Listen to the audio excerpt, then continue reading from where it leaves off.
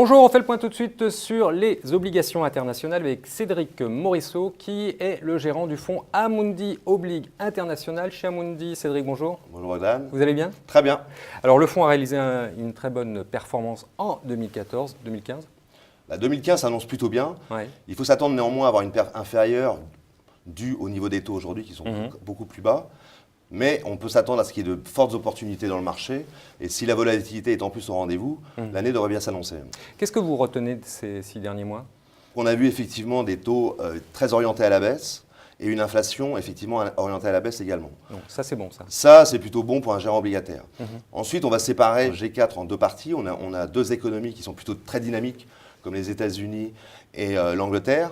Et face à ça, on a l'Europe et le Japon, dont les banques centrales sont de plus en plus actives et devraient acheter de plus en plus de dettes, qui devraient continuer à maintenir ce mouvement. Donc quand on regarde 2014, effectivement, le principal gagnant a été le marché obligataire européen, notamment la dette souveraine. Si on prend une référence il y a 6 mois, on avait le 10 ans allemand qui tournait autour de 90 centimes. On l'a à 30 centimes aujourd'hui, ce qui nous fait une performance de 5%, ce qui est très acceptable aujourd'hui. Donc c'était bon pour le souverain? C'était bon pour le souverain et ça a été bon pour d'autres classes d'actifs. Par exemple la classe notamment des dettes d'entreprise qui ont bénéficié de valorisation intéressante, de fondamentaux plutôt meilleurs que la plupart des dettes souveraines, et enfin d'un appétit croissant de la plupart des investisseurs qui cherchent du rendement. Et le troisième effet a eu lieu plutôt sur l'échange, donc on a vu des forts mouvements sur l'échange, et notamment sur le G4, avec un affaiblissement de l'euro et du yen face au dollar et au sterling. Mais ça c'est bon pour vous ça quand même? C'est très bon pour nous. Alors comment vous anticipez la remontée des taux?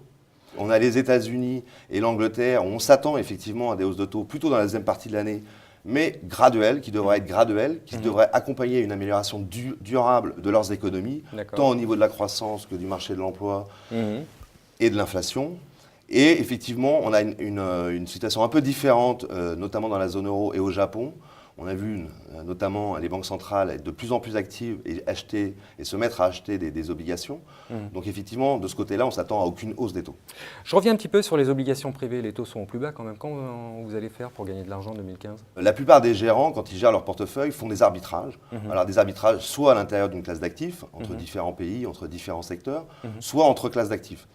Donc il faut adapter ses références. Aujourd'hui, quand on prend le niveau de taux de dépôt, par exemple de l'argent, il est souvent négatif, notamment en Europe, ou parfois à zéro. Et quand on prend une autre référence, qui est effectivement le 10 ans allemand, 30 centimes de rendement, c'est vrai que ce n'est pas beaucoup.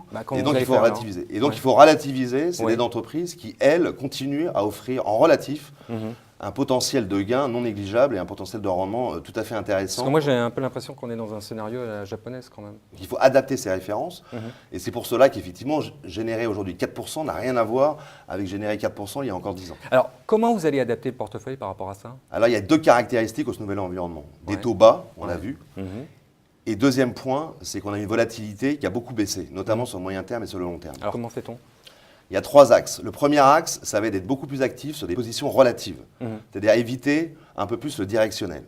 Donc quand je parle de positions relatives, c'est des positions relatives entre différents pays, entre différents secteurs, différentes parties de la courbe.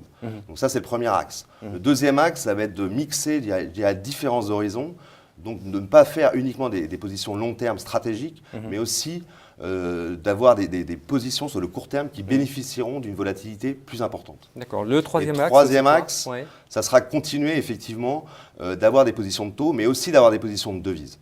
Pourquoi? Parce que les devises sont le marché, le plus liquide et très volatile.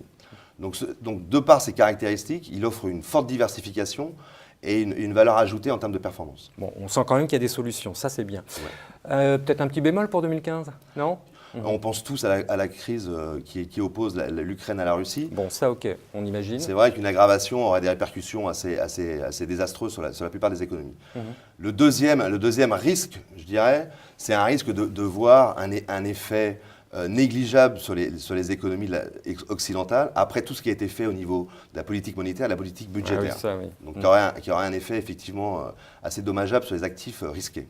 Et enfin, le troisième risque, qui est un peu le pendant du premier, ça serait de voir, notamment aux États-Unis et en Angleterre, des banques centrales un peu trop réactives et qui viendraient casser le rythme de croissance. Vous y croyez vraiment, ça? On n'y croit pas, ce n'est pas notre scénario, ça peut arriver, oui. Mais une chose est sûre, c'est qu'en Europe et au Japon, on ne voit pas du tout ça à horizon moyen terme. Cédric Morisseau, merci beaucoup. Merci à vous.